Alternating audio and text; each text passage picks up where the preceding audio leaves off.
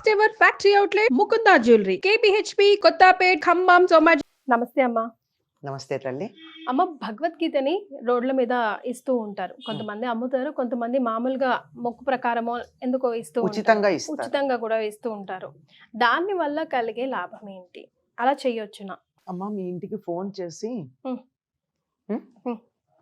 వాళ్ళకి ఎలా తెలుస్తుందో టైం తెలియదు. మనం ఫోన్ తీసే టైములు చూస్తారు, మరి ఎలా కాల్ రికార్డు చూస్తారో ఏమిటో. మనకి అవసరమైనటువంటి వాళ్ళేమో మనం పనిలో ఉండగా చేస్తూ ఉంటారు. వీళ్ళ ఫోన్ ఎప్పుడు మిస్ అవ్వం. అలాంటి ఫోన్ చేసి మీకు హౌస్ లోన్ కావాలా అని అడుగుతూ ఉంటారు కదా. దాన్ని ఏమంటారు మీరు? అగ్రెసివ్ మార్కెటింగ్ అంటారు. అవునా కదా? అంటే మనం అక్కడి దాకా వెళ్ళడానికి బద్దకిస్తే మన దాకా కావలసిన వస్తువు అందేటటువంటి పద్ధతి. ఈ పద్ధతి అన్నిట్లో ఉన్నప్పుడు ఒక మానవ జాతినంతా మేలుకొలిపేటటువంటి, మానవత్వాన్ని ప్రపంచమంతా చక్కగా వ్యాప్తి చేసేటటువంటి, మనిషి ఎట్లా బతకాలో తెలియచెప్పేటటువంటి, మనిషికి బతుకుకొక గమ్యం మొదలైనవి తెలియచెప్పేటటువంటి ఒక గ్రంథాన్ని 10 మందికి అందించే ప్రయత్నం చేయడం తప్ప అసలు కాదమ్మా కదా. అసలు భగవద్గీతలో ఏముంది? ఎక్కడైనా ఒక దేవుడి పేరుందా? గుడికి వెళ్ళమనుందా? కొబ్బరికాయ కొట్టమనుందా? పూజ చెయ్యమనుందా? లేదు. ఎట్లా బతకాలో చెప్పాడు. దాన్ని నిజం చెప్పాలంటే జీవన గీత అది. బతుకు ఎలా ఉండాలో చెప్పిన గీత. ఎలాంటి ఆహారం తీసుకోవాలి, ఎలా ప్రవర్తించాలి, ఏం చెయ్యాలి అని చాలా డీటెయిల్డ్ గా చెప్పింది. అంటే బ్రతుకుండగా మనం ఏం చెయ్యాలి అని చెప్పేది కదా. ఎలా బతకాలో చెప్పింది. మనం ఏంటమ్మా మరి చనిపోయినప్పుడు పెడుతున్నాం. అదే తప్పు మనం చేసింది. ఎందుకంటే అందులో ఒకటి వాసాంసి యథా విహాయ అని చెప్పాడు కదా. మనిషి పాత బట్టలు విడిచేసినట్టు శరీరాన్ని వదిలేస్తాడు, బాధపడకు అని చెప్పినటువంటి మాటకి చచ్చిపోయిన చోట అందరూ ఏడవకుండా ఉండడానికి ఆ ఒక్కటి పెట్టడం కోసం ఇన్ని పెడతారు. బతుకు ఎలా ఉండాలో చెప్పేది. ఎంత బాగా చెప్తాడమ్మా. నా చేతులు వణుకుతున్నాయి, నాకు శరీరం కంపిస్తోంది, చెమట పడుతోంది, నోరు ఎండిపోతోంది, చేతిలోంచి గాంధీవం జారిపోతోంది, నేను నిలబడలేకుండా ఉన్నా, నెక్కూలిపోతున్నాను అన్నాడు అర్జునుడు. ఏమంటాడు కృష్ణుడు? ఏమంటాడు? క్లైబ్యం మాస్మకం పార్థ అంటాడు. ఏమిట్రా అలా పేడివాళ్ళ మాట్లాడతావు అన్నాడు. అంతే కదా. నపుంసకుడిలాగా మాట్లాడద్దు అన్నాడు. చెంప పెట్టినట్టేనా? అట్లా ఉండి నువ్వు ధైర్యంగా జీవితంలో ఎదుర్కోమని చెప్పేటటువంటి గ్రంథం.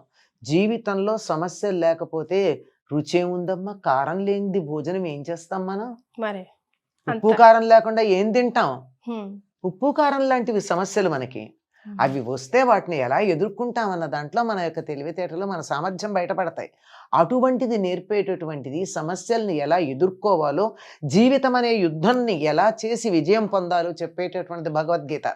అది 10వ తరగతి చదివే లోపల పిల్లలకు కొన్ని విషయాలు చెప్పాలి. తర్వాత ముసలాళ్ళకి ఎందుకండి భగవద్గీత? అనవసరం. జీవితం అనే యుద్ధంలో ప్రవేశించే పిల్లలకు కావాలి. 10వ తరగతి లోపల చెప్పాలి. ఎవరైతే 10వ తరగతి లోపల భగవద్గీతలో కనీసం కొన్ని శ్లోకాలు వింటారో, అర్థం చేసుకుంటారో, వాళ్ళు ఆత్మహత్యలు చేసుకోరు. బతకడం నేర్పిస్తుంది. అసలు మన గ్రంథాలన్నీ బతకడం నేర్పించాయి. ఎవ్వరూ చచ్చిపోమని చెప్పలేం, చావకూడదని చెప్పారు, బతికుండాలని చెప్పారు, బతికి బలుసాకు తినొచ్చు, బతికి సాధించచ్చు అని చెప్పారు. ఇటువంటిది అదేదో దానికి ఏదో ఒక రంగు పులిమి దాని మీద కొన్ని ముద్రలు వేసి పనికిరాందని చెప్తూ ఉంటే, ఇది మీకు బతికొస్తుంది, మీరు బాగుపడండి అని మానవత్వం మీద, మానవాళి మీద, ముఖ్యంగా యువతరం మీద ప్రేమ కలిగినటువంటి వాళ్ళు ఆ పుస్తకాలను పంచుతుంటే తప్పెట్లా అవుతుందమ్మా? ఒప్పే అవుతుంది. అది అమ్మినా సరే, ఊరికే ఇచ్చినా సరే.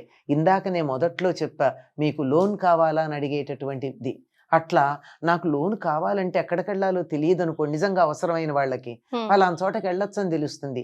అట్లాగే భగవద్గీత పనికొస్తుందని తెలుసు, నాకు చదవాలనుంది. మా ఇంట్లో మా పెద్దవాళ్ళు చాలా గొప్పవాళ్ళు ఇంట్లో భగవద్గీత కూడా లేకుండా చేశారు. ఎట్లా? నాకు భగవద్గీత కావాలి అని అనిపించింది. అదిగో అలా పెడుతుంటే ట్రాఫిక్ సిగ్నల్స్ దగ్గర, రైళ్లల్లో, బస్ స్టాండుల్లో, ఎక్కడ పడితే అక్కడ 10 మంది ఇటు అటు తిరిగేటటువంటి చోట ఆ పుస్తకాలను అందుబాటులో పెడితే ట్రైన్లో కూర్చుని ఏం చేయాలో తోచని వాడు కాలక్షేపానికి భగవద్గీత చదువుతాడు, బాగుపడతాడు. కానీ చేతికి ఇచ్చినా తీసుకొని దాన్ని యూజ్ చేసుకోకపోవడం కూడా కర్మ ప్రారంధమే అనుకోవచ్చు కదా. అంతే అమ్మ ఒక కదమ్మా, విధంగా చేతిలో నీకు అరటిపండు ఒలిచి చేతిలో పెట్టాను, తినకపోతే నాదా తప్పు? మరి అందలేదు, నాకు తిండి లేదు అని ఏడిచే వాళ్ళకి అరటిపండు తెచ్చి పెడితే, నువ్విచ్చావు గనక తినను, నువ్వు ఎక్కడి నుంచో తెచ్చావు గనక తినను, ఇది గుళ్ళో నైవేద్యం పెట్టిందేమో అని నాకు అనుమానంగా ఉంది గనక తినను అంటే అది నీ కర్మ. మరి అంతే తప్ప కాదు. అందుబాటులో ఉండడం అన్నది చాలా ప్రధానం. అలా అందుబాటులోకి తేవడం జరిగింది. Yes. అంచేత చేస్తున్నటువంటిది అద్భుతమైనటువంటి మానవ సేవ, మానవాళిని ఉద్ధరించేటటువంటి ప్రయత్నం, యువతరాన్ని ఆత్మహత్యలు చేసుకోకుండా జీవితంలో నిలబడేటట్టుగా చేసేటటువంటి ప్రయత్నం. కనుక భగవంతుడు మెచ్చడా? మెచ్చుతాడు. తప్పక మెచ్చుతాడు. ఎస్. ముఖ్యంగా మనం ఇంటికి తెచ్చుకున్న వెంటనే భగవద్గీతని ముందుగా ఏం చేయాలమ్మా? భగవద్గీతను చక్కగా దేవుడి దగ్గర పెట్టండి, పెట్టి వదిలేయకూడదు. ఉమ్, దేవుడి దగ్గర నైవేద్యం పెట్టి ఏం చేసి వదిలేస్తామా? ఉహు, తింటాం కదా. తింటాం. అలాగే ఒక్కసారి భగవంతుడి దగ్గరికి పెట్టి, ఇది ఒట్టి కాగితం ముక్క కాదు నాయన, నీ ప్రసాదంగా తీసుకుంటున్నానని చెప్పి చదవడం మొదలు పెడితే ఎట్లా బతకాలో తెలుస్తుంది. ఎస్. చాలా సంతోషం అమ్మా, ధన్యవాదాలు.